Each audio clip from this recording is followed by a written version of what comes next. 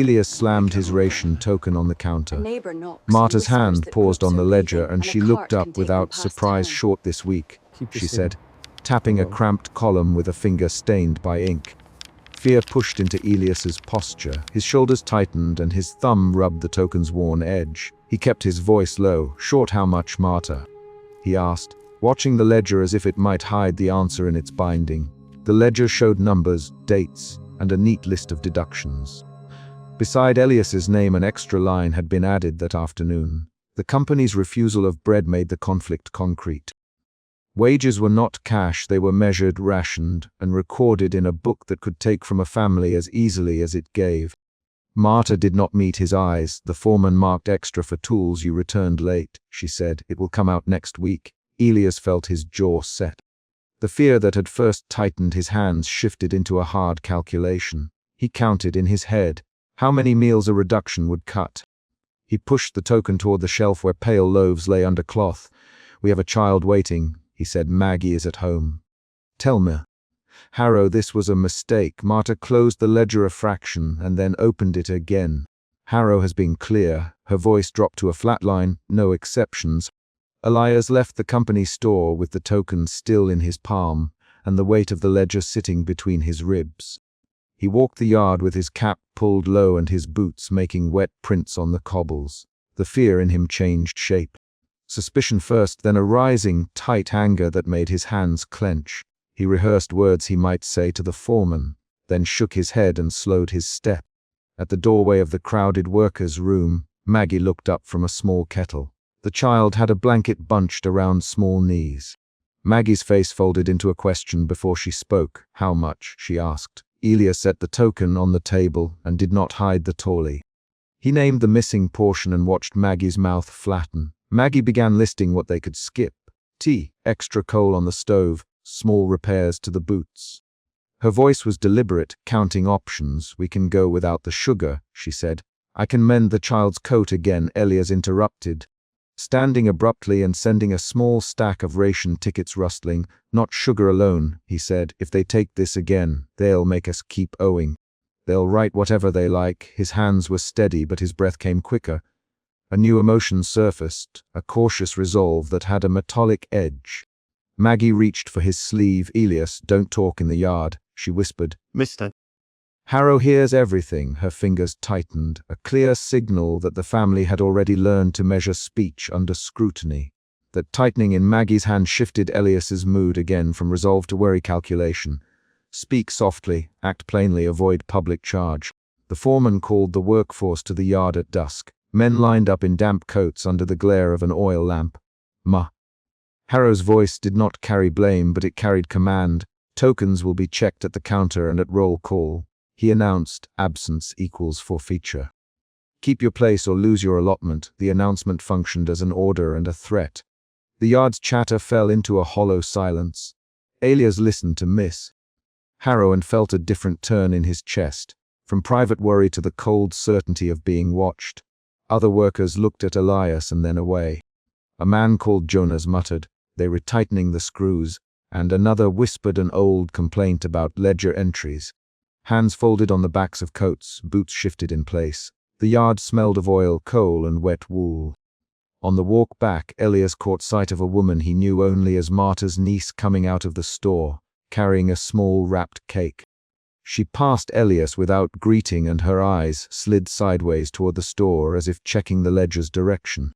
That small avoidance set off a quick exchange among the men gathered near the gate. They watch for faces that move like ours. Jonas, they make the ledger chase us home. The sentence landed like a struck bell. Inside the company store's back room, Marta hesitated before pulling a key from her pocket. She unlocked a short, narrow door that led to a shelf of ledgers and a faint smell of oil. You should not be here, she said. But she pulled out a book with a leather spine, spots of ink on the cover. The ledger was heavier than Elias expected. It closed with the sound of pages rubbed thin by hands that had turned them day after day. Marta opened the ledger and pointed. Look, she tapped a recent line where Elias's name had 2 entries. One for wages, one for a charge labeled provisions. They record every loaf and every nail, she said. If they want to, they can count that you owe them. Elias leaned in. so close he could see a smudge of coal on the margin. The discovery changed the question in his mind from whether the deduction was a mistake to whether the company intended to trap men in a continuing shortfall.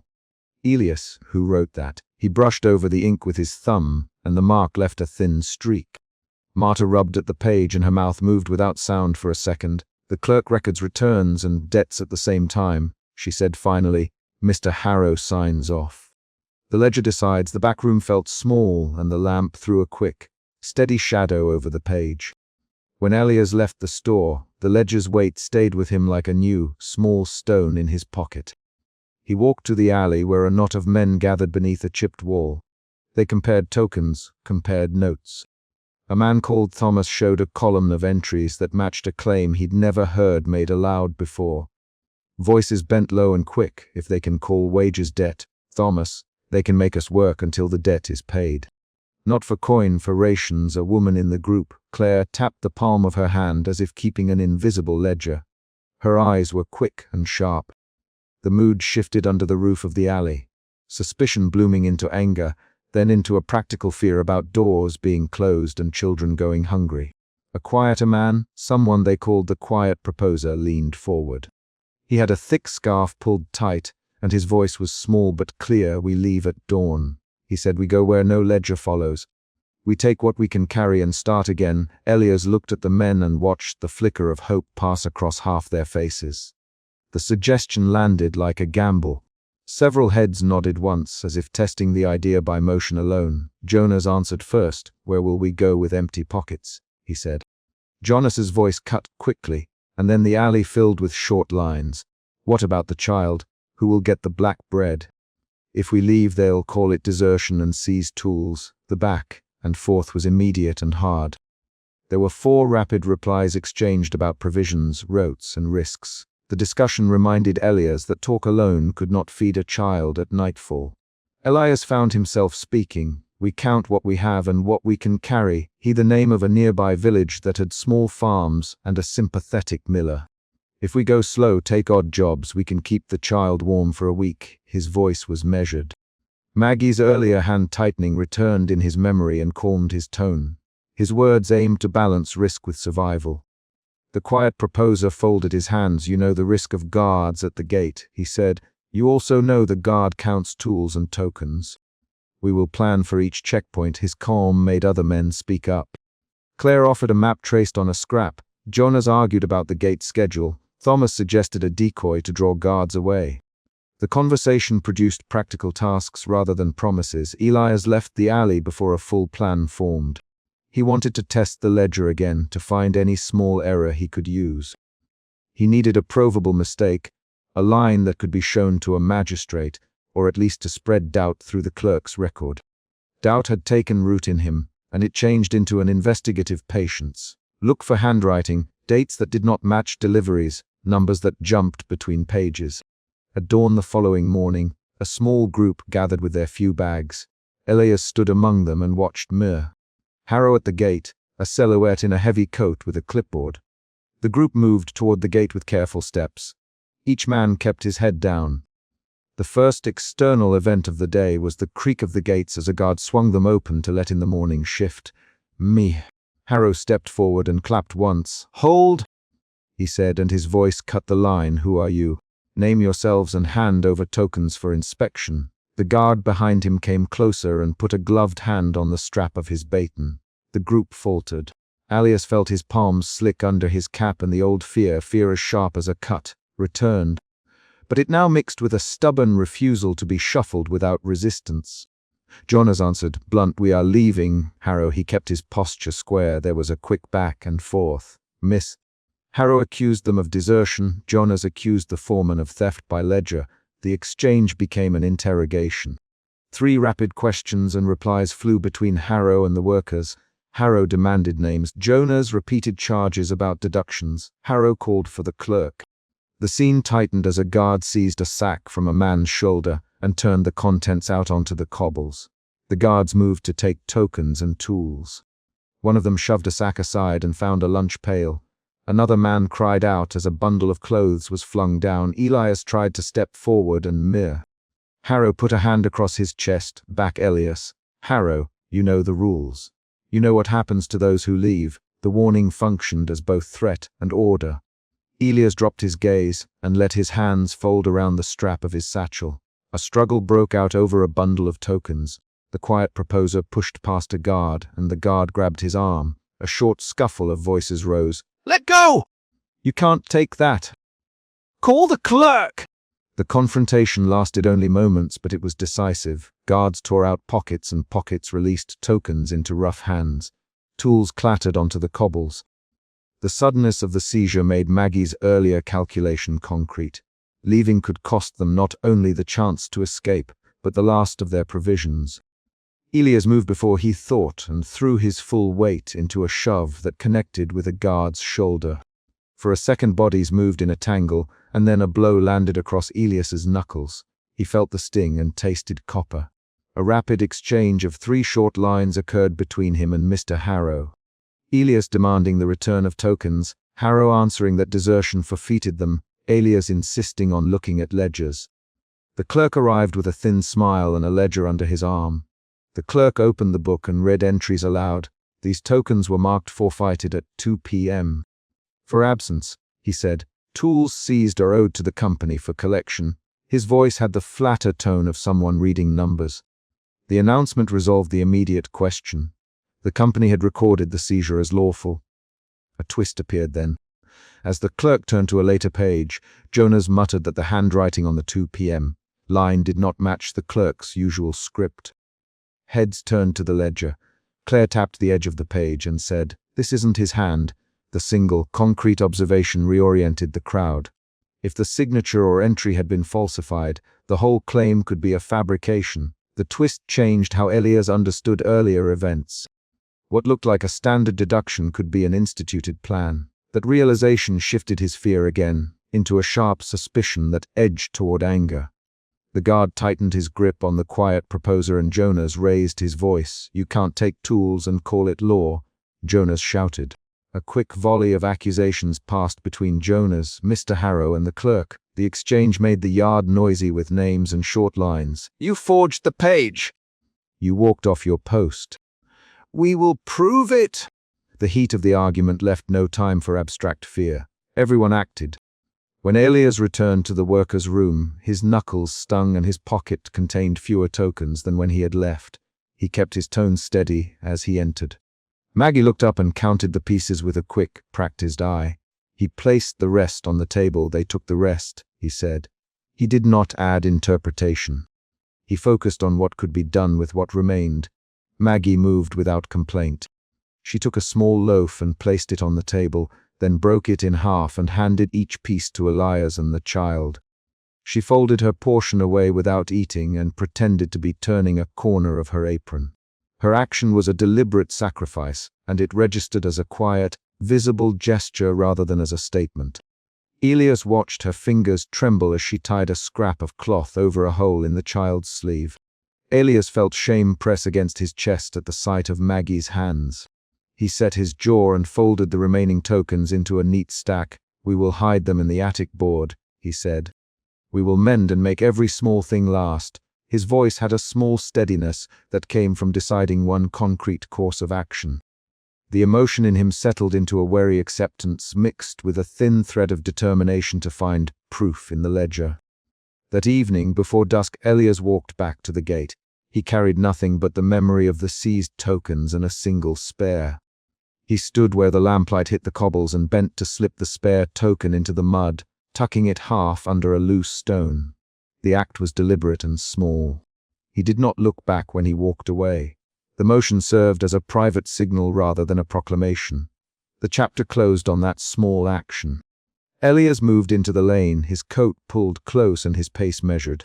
He left a token half buried near the company gate. And the final image of him was the steady sound of his boots as he walked toward a row of low houses. The ledger's proof pressing behind his eyes, and the uncertain plan of the men waiting in the alley ahead. The messenger drove a hammered nail through the notice and into the factory gate, while Elias pushed forward from the milling crowd. Fear tightened Elias's chest and made his thumb rub the worn edge of the ration token he kept in his pocket. "What is this?" Elias demanded, stepping close to the gate where the paper flapped against iron. Workmen pressed behind him. Men and women angled for a look at the printed lines that announced new deductions and a revised ration script. Within those first sentences, the problem was visible. Fewer goods would reach hungry hands, and the ledger would record new claims against wages. Elias's fear moved him. He did not wait to think. He stepped into action. The notice named cuts and a new requirement for company, issued advances to be repaid from future rations. The crowd read aloud, voice by voice. A man near the gate spat, and the sound landed hard on the cobbles. "Elias, this can't stand." He it to the gate, to the paper, to the foreman who lingered by the yard. Foreman Harrow did not answer at once. He watched the crowd with a ledger tucked under his arm like an animal's weight.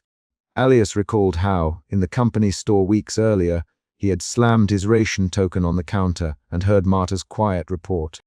He remembered Marta tapping a cramped column with an ink-stained finger and saying, "Short this week." He kept that memory concrete. The sound of token on wood, the smell of ink, the curve of Marta's hand as she set the ledger closed. Elias knew two things then.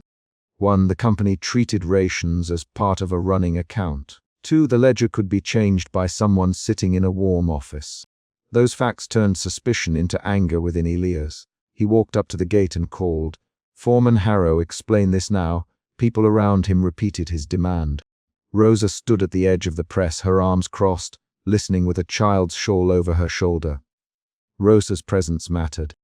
Elias kept thinking of her and their two small children. The fear in him shifted into urgency. He needed clear numbers. He needed coal and bread. Harrow's voice arrived like a flat stone. "Advances noted, deductions approved by management," he said. "Elias, who signs for this?" Harrow tapped the ledger and said, "Records speak for themselves."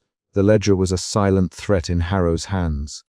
Workers edged closer and a woman near the gate muttered, "They will take the roof next." That suggestion made Elias's jaw tighten.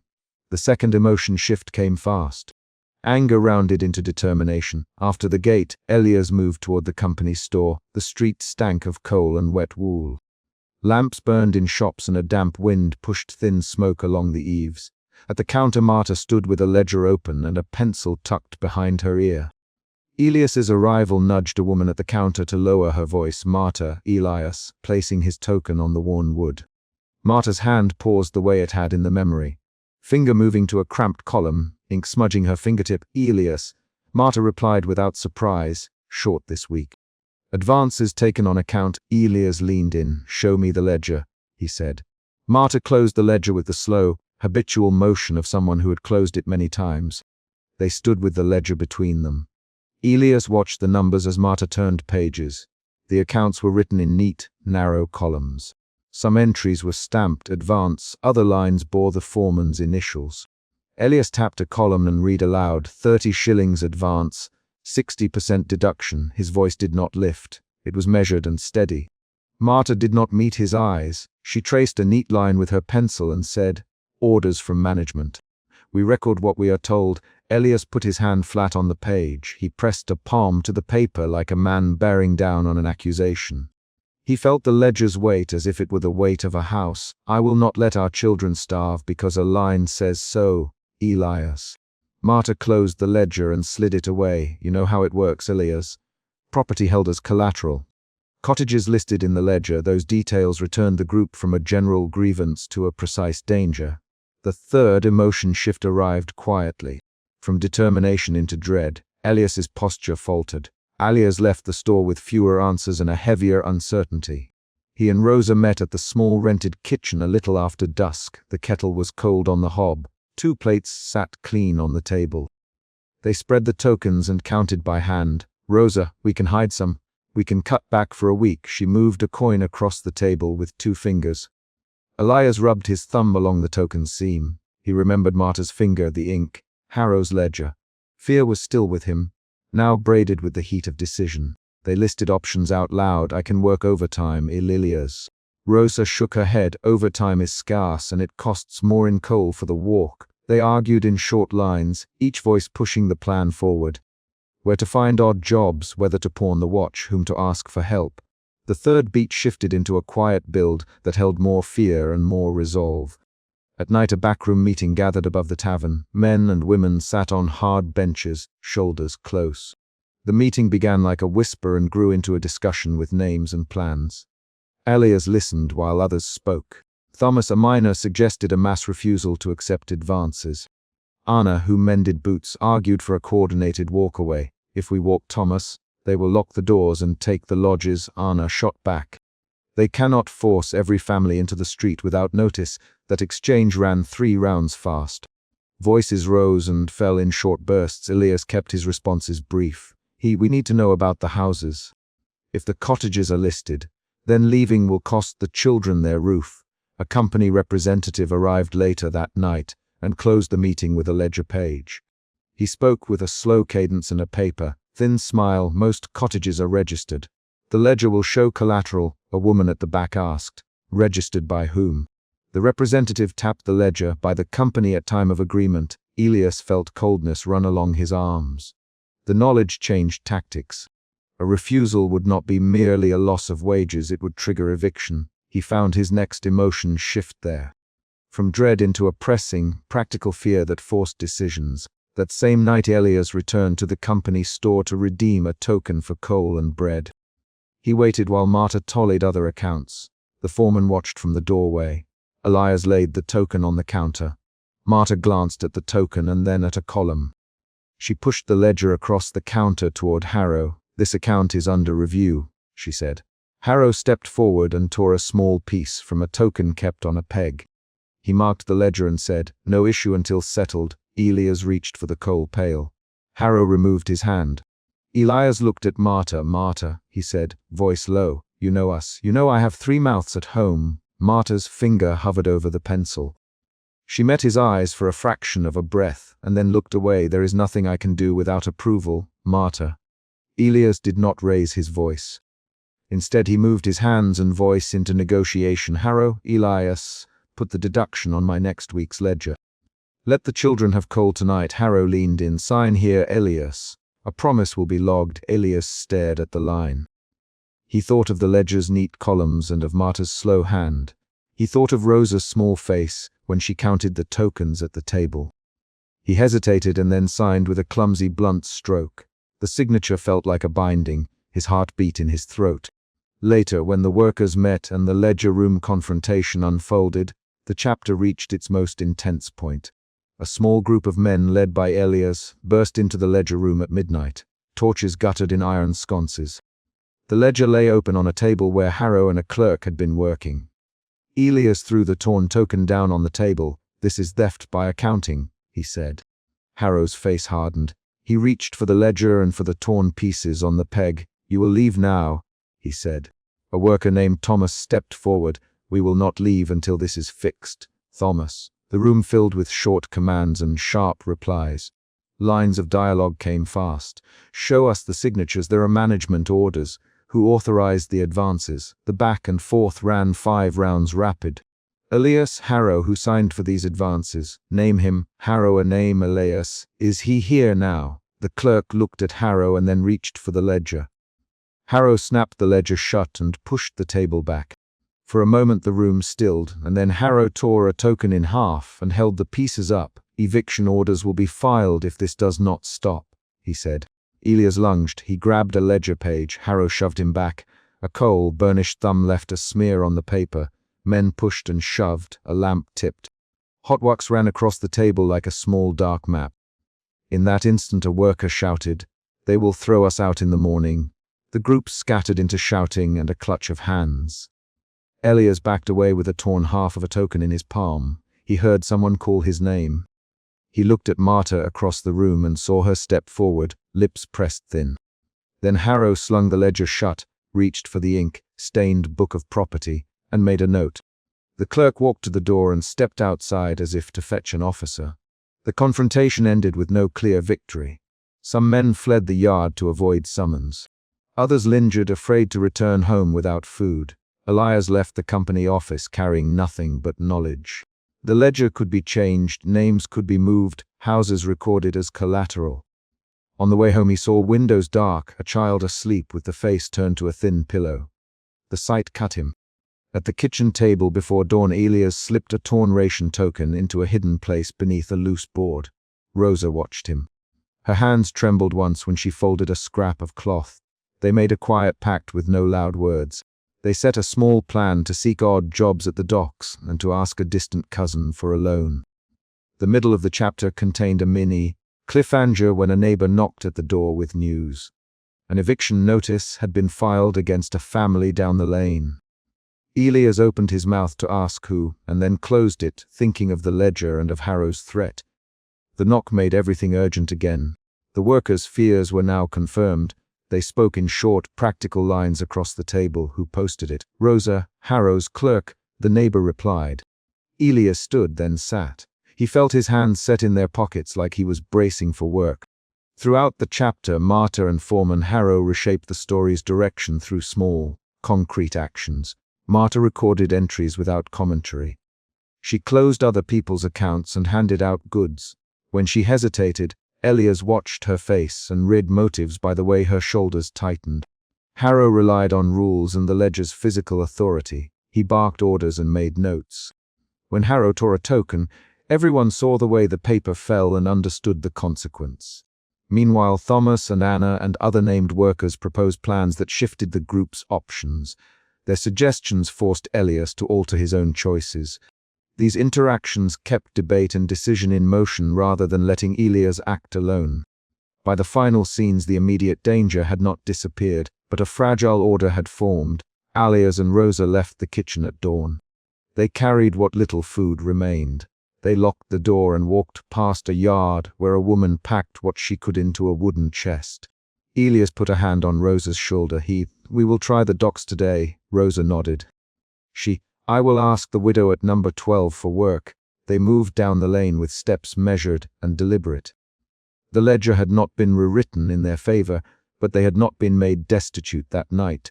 The chapter resolved its central confrontation. The workers had forced a response, and the company had shown its mechanism for control.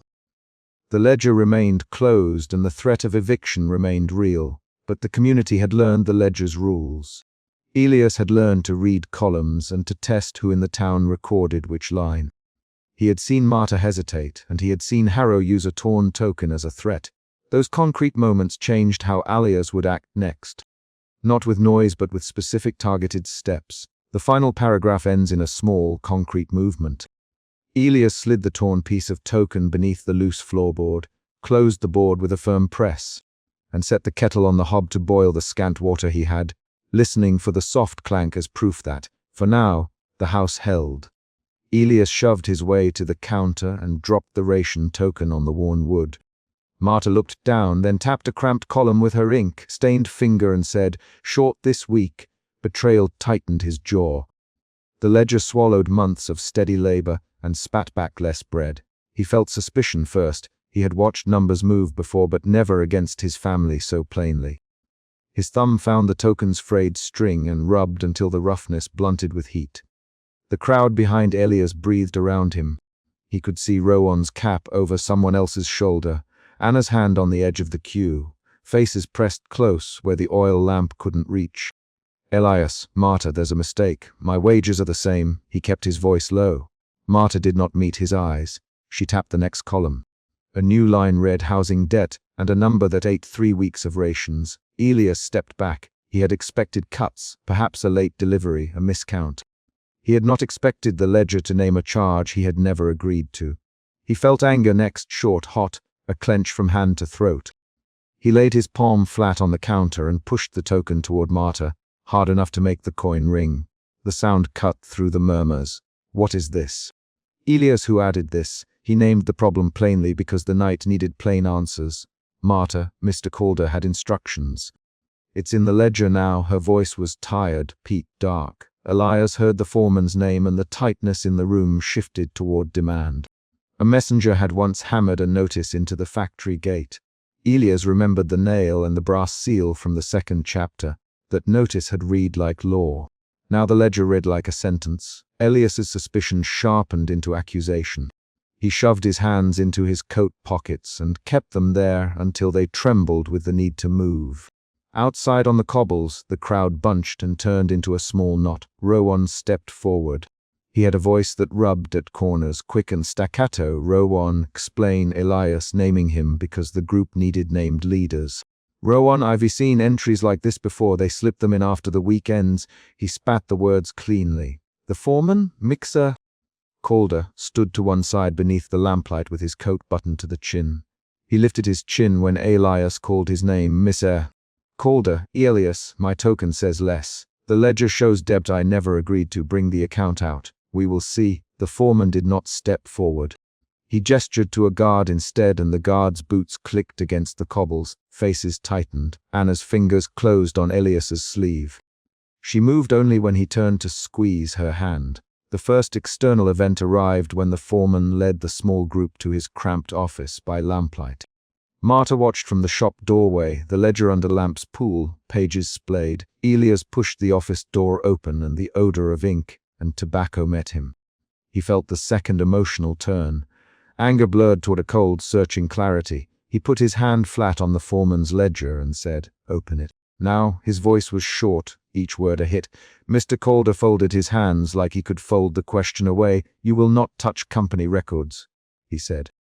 The words were meant to stop hands. Elias's reaction was a physical one. His shoulders hunched and then squared. He reached for Rowan's arm. Rowan looked at him, eyes quick. "If he refuses, we fetch the ledger ourselves." Rowan. The line crackled like a snapped rope. They were allowed only grudging access once a small committee formed. Marta came out from behind the counter with a lamp and 2 coins of reluctance. The committee, Elias, Rowan, and a thin woman whose name Elias did not know but whose small face was set in determination, sat at the foreman's single table. Elias set his token beside the ledger like a dare. The discovery was the pivot. A newly inserted column labeled in cramped handwriting, "Housing debt," and beneath it, numbers that ate previous entries. Weeks that had shown full rations now showed deductions. Elias tapped the line with the tip of his finger until Marta's ink smudge met his nail. He read amounts aloud. "This can't be right. Anna," her voice flat and small as if fear edged it. She came close enough to see the ink. Elias looked at her and found his voice lower. "They charged us for repairs they never made," he said. "They charged for slates that never left storehouses. They charged us for a stove payment that the company said was optional." His anger shifted. Heated and now threaded with a dangerous fear that the ledger could be written to erase their means to live. Rowan leaned forward. "Calder, who signed these?" He spoke quickly, slicing. Calder did not answer directly. "Orders came from management," he said. "We adjust according to company policy." The committee felt the next emotional change. Doubt in procedure to sharpen suspicion about method. Elias's palms went slick.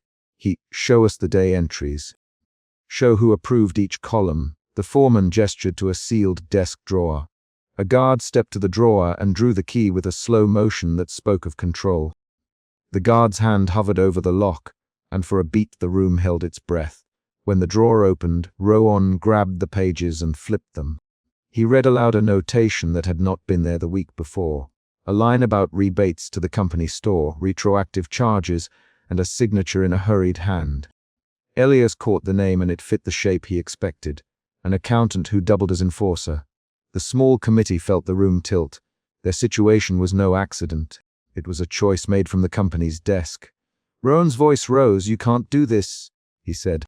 The name, Calder. "You can't put debts on us after the fact." Calder's jaw tightened. He pointed toward the window where men waited under the lamplight. "You will not start a scene out there," he said. Elias felt his anger harden into a strategy. Words now needed to be tools, not heat. A worker in the doorway called out a number, a man named Harris who had been present the day supplies came in. He testified that the slates had gone to the repair crew but not to the lodgings. "Marta, I wrote things as they were given me. If there is a charge here, it comes from above." Elias named the facts in short bursts to keep them sharp. "Then show who ordered it. Show the receipts. Show the signatures." He put emphasis on each demand. The next event came when Rowan stepped toward the door and found a posted notice that had not been there when he left earlier. An order barring certain men from distribution for insolence. Rowan read the paper aloud and cursed under his breath. The foreman crossed his arms. "That is procedure for incitement." Mr. Calder, we will not have unrest. The air between them snapped with the threat of punishment. Elias felt fear then, sudden and practical. It traveled through his limbs like cold water. He thought of Anna and the children and the rent's pressed due. He tightened his hand around his token until the leather string bit his palm. He could imagine the guard taking tokens from a man in the street, and the next morning a child's belly empty, while the ledger smiled at the company. They left the office with the foreman refusing to reverse the charges. Outside, the yard had swollen into a meeting. Men spoke in bursts. A woman shoved forward and demanded to know why her name showed deductions. Someone began to bang on the shop shutters. The foreman's guard moved like iron between grief and action. Elias stepped onto wet cobbles and found Rowan by his side. We can petition the company. Rowan, we can gather signatures. He sounded practical, quick to build method. Elias answered, we petition, and they add another column. He felt anger curl into tiredness. He wanted to shout and he wanted to save his breath for what might do any good. Anna put her hand on his arm. Elias, she said, if they carry this to eviction, what then? Her words were small and large at once. The fifth event arrived at the distribution window before dawn. When Rowan raised his voice to speak about the ledger, Mr. Calder ordered his removal. Company guards seized Rowan's remaining tokens and the crowd grew loud. Rowan! Someone shouted. Rowan tried to snatch his packet back. A guard caught his wrist and twisted, so he dropped the tokens and they skittered across the floor. The clang sounded like a verdict. Elias stepped forward and blocked the guard with his body. Let him speak. Elias. His voice was steady. The guard shoved Elias. The shove made Anna cry out. A woman in the crowd began to chant, naming the ledger and the housing debt. The foreman called for the constable. The constable came with a hat brim low and a ledger of his own that held powers of arrest. There was a short, fast argument then, a set of exchanges that rose and fell like a quick tide. You can't do this, Rowan. You took his tokens. You incited unrest. Calder, you put hands on a guard, the constable said. Two guards tried to move forward. Elias planted his feet and said, you will not take him and shame him in front of us. Bring the ledger out, Mr. Calder. The foreman's mouth thinned. The argument turned violent in a specific, salient way. A guard struck Rowan's shoulder. Rowan swung an elbow. Someone else pushed, and a scuffle broke under the lamplight. In the crush, Elias caught Rowan's forearm and twisted with him to pull the foreman's ledger from where the guard had propped it. The book fell, pages splayed open, ink smudged by a boot. They read the ledger aloud in the street. Names and deductions spread like a map of control across the pages. Men began to shout specifics, months erased, allowances turned to charges. The crowd's tone shifted again from anger into action. Quiet men began counting their tokens, lining them on the stones like votes. Elias found his token with a torn edge. His palm closed around it as if to hold meaning. Outside the yard, the constable stepped in with a warrant brought by management. He began to read a notice of trespass and threatened imprisonment for those who refused to disperse. Elias felt the next emotional turn. The hot anger cooled into a hard decision. He heard the logic of leaving, the small math of what it would take to gather a family and walk out. At the same time, he felt the pull of pride and duty not to abandon the others. The conflict escalated when Mr. Calder ordered the gate shut and called for arrests. Men tried to force the gate. A line of company guards braced. For a moment everything became precise, the slam of a wooden bar, the scrape of boots on cobbles, the chant growing thin as the constable read names from a list. Rowan pushed and was pushed back. He shouted, we sign nothing. We walk out if you won't fix this. He sounded like a man daring a net to close. A physical struggle erupted as guards seized the ledger and began to write names of those to be punished. Elias moved closer, trying to keep hands off the book but keep it in view. A guard swung a baton. Someone in the crowd pushed the guard back. The constable tried to calm the men by reading the law. Elias turned and saw Anna near the doorway, face pale with a small child behind her skirt. He walked back and gripped her hand because leaving would mean deciding the child's morning meal. Then a twist came that changed how Elias read earlier events. Marta slipped forward and spoke to the constable in a low voice. She produced a small receipt, folded and grimy, showing a payment the company had credited against store goods but which bore an accountant's stamp that did not match the foreman's name. Marta, This was in the back of the ledger. It was signed by accounts on the 1st of the month. Her voice was steady. Elias stared at the paper.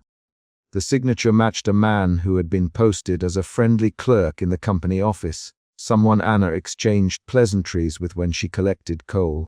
The revelation shifted suspicion from a faceless policy to a deliberate bookkeeping choice by named officials. Elias felt a new emotion open, betrayal reshaped by clarity into something that could be named and confronted. He allowed, who ordered the retroactive charge. Marta looked at Mr. Calder. Mr. Calder looked at the guard. The guard looked away. The crowd's reaction went from scattered shouts to a focused demand. "Show us who signed it." Rowan, he sounded ferocious and precise. "Meh." Calder folded himself and said, "I was following orders." The word landed like a hammer onto the ledger.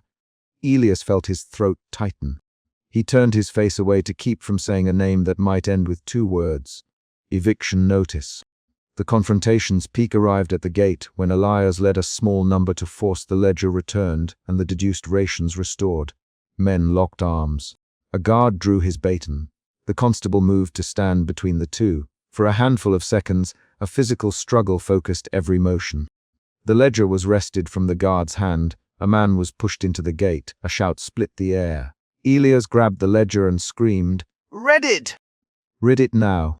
His shout cut the night. Mr. Calder lunged to wrest the ledger back. Hands closed on paper. The ledger tore along the spine where a guard's boot had caught it. Tokens slipped from pockets and scattered. The constable called for calm and then for names again. The physical noise became a test. Could a torn book undo a company's long reach? Elias's skin felt raw with the strain of the struggle. The immediate fallout happened quickly. A woman who had been in the queue tried to carry her child away and was tripped by a guard's boot. A few men were pulled and forced to sign statements that made them forfeit their remaining tokens. Rowan was taken aside briefly, his wrist bruised where the guard had held it. Marta clutched the torn ledger and backed into her shop, sobbing low and hard enough to be heard over the clink of metal. Elias moved between the shop and the gate, watching faces as people made quick decisions. Decisions scattered through the morning. Some families packed what they could and left before the constable read names.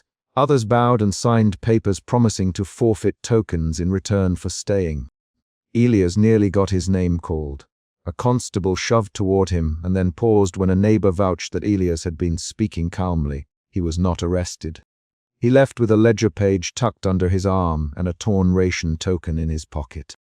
Back in their small room, the light from the street lamp sloped across a thin table. Anna unfolded a crust of bread and watched Elias' feet set by the door. He placed the torn token on the table and rubbed its edge until the leather fuzzed. "Anna, if we go, where do we go?" Her voice had a line of fear that became a plan. Elias answered with the kinds of details that made leaving both possible and real. "We take the iron pail, the blanket, the watch, and the satchel. We take only what will fit on 2 arms." He named items because naming unmade things made them less frightening. Anna listed the children, their small clothes, the single pot. She folded the pot's cloth and put it into Elias's satchel. They argued then, in short bursts and quick lines, about whether to stay and fight or to leave with a small chance at steady bread elsewhere. "Anna, if we stay, the children might be cold and hungry next week." "Elias, if we leave, we might find work and stop feeding the company." He looked at Anna and found a softer, steadier voice. "I will not let them take your name off the ledger without a fight," he said. She responded, "Then fight by being sensible." Pack light, the exchange tightened the shape of their choice. A neighbor's knock came before dawn. She had children and was all in dark, moving like a shadow that had learned to keep quiet. They were rounding up statements at the gate. She whispered, "Some men signed to keep their rooms. Others have left. We can share a cart to the market outside town." The news was small and sharp. External events again drove the narrative choices. Elias sat on the windowsill facing the lamplit street. His torn token lay beside his knee. He thought of Marta's ink, stained finger, and the accountant's illegible signature. He remembered the messenger's hammered nail and the foreman's folded hands. The chapter's emotional arc had moved from suspicion to anger to fear, and then to a clear, grim resolve. He felt the last shift. From fighting within the colony to protecting his family by leaving. Anna watched him. She could see the lines around his mouth that had deepened over these weeks. She packed the lunch pail. Take only what must be fed today. Leave the chest. We can sell the rest on the way. Elias nodded. He moved with deliberate calm now, naming each item aloud as he put it into the satchel so Anna could count: boots, cap, satchel, watch, he said, blanket, pail, token. Each named thing became an action. At the doorway, Elias paused. He took the torn ration token and folded it between two fingers. He did not speak of hope or destiny. He did not promise revolution. He simply said, "When they come for names, tell them we were here. Tell them that the ledger took our bread." His voice held a small, steady honesty that would be the record outside any document. Then he did a concrete thing. He slipped the torn token into a small pocket of his coat and closed the room door quietly behind him. Anna met him with a parcel wrapped in oilcloth. The last paragraph of the night was not a speech. It was a step. Elias set one foot down onto the landing, then the other, and pulled the door shut to the hum of the waking street. The sound of the latch closed the chapter's immediate choice. They left before the youngest woke.